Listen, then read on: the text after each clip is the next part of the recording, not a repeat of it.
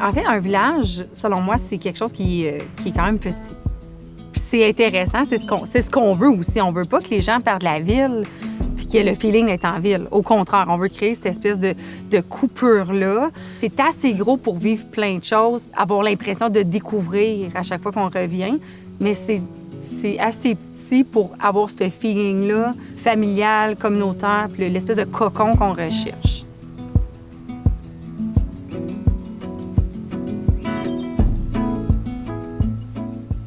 Le projet Casar, qui est un projet d'hébergement insolite, ça, c'est de quoi assez nouveau. Je dirais que c'est une nouvelle niche. Quand j'ai acheté la propriété, il y avait un camp de chasse, un petit bâtiment de 16 par 16, non isolé, avec un petit poêle à bois.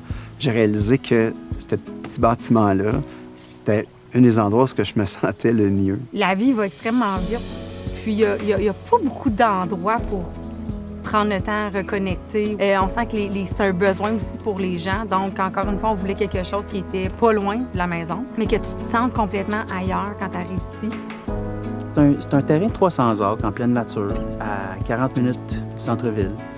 C'est un terrain où est-ce qu'il va y avoir des chalets, comme il va y avoir des hébergements insolites, des dizaines de kilomètres de sentiers pédestres qu'on va pouvoir utiliser en été.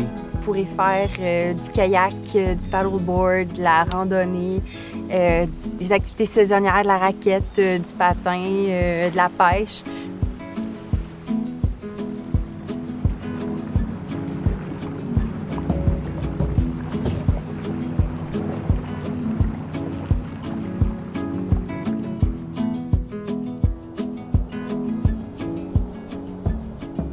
Une des raisons pour lesquelles j'ai choisi Val-des-Monts, c'est sûr et certain qu'il y a des territoires comme celui-ci, il n'y en a pas énormément. Tu sais, souvent, il y a des gens qui ont des chalets, des camps de chasse, des camps de pêche.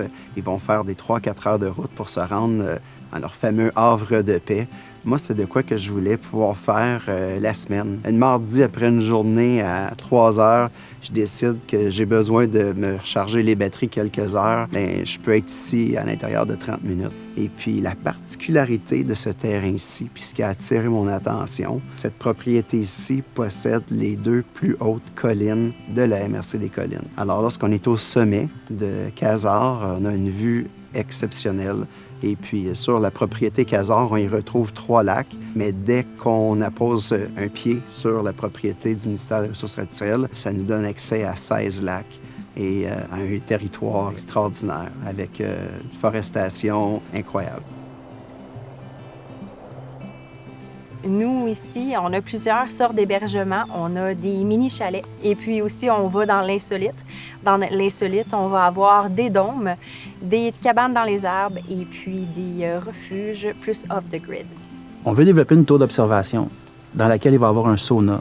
Pendant que tu vas être dans le sauna, bien, tu vas pouvoir regarder l'Outaouais d'une façon unique. Cette tour d'observation-là, on veut vraiment que ça devienne une destination, un attrait touristique pour notre région. On s'est donné vraiment le défi et le mandat de faire extrêmement attention, dans le sens qu'on le sait que c'est un lieu qui nous est genre prêté. On construit avec ce qu'on a. Par exemple, quand on a des chalets ou des différentes habitations, on travaille autour du terrain. Et quand on va placer l'habitation, on va le placer d'une façon à ce que ça soit autour d'une roche ou autour d'un arbre, où on veut garder vraiment tous les aspects naturels.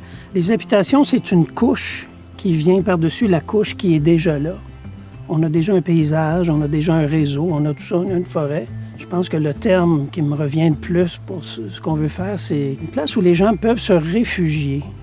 Pas se cacher, mais se retirer de toutes les pressions de la vie et tout ça. Dans tous les modèles, on va essayer d'aller à l'essentiel. Parce que c'est simple. Il faut que la vie là-dedans, il faut que ça soit simple et agréable. Dans 5 ans, ce que j'aimerais voir à Casar, c'est certain que voir des gens relax. Des gens qui sont capables de prendre le temps, de prendre une pause, des gens qui prennent du temps pour eux autres.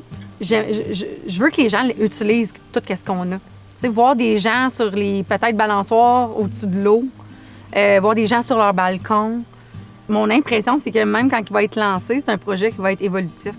On va continuer, dans le fond, à voir qu'est-ce qui se passe ailleurs, qu'est-ce que les gens veulent. C'est sûr que Casar va continuer son développement, sa mission, puis sa vision, l'idée de protéger la nature, puis d'en faire profiter aux gens, puis d'avoir un endroit où ce qu'on peut se rassembler.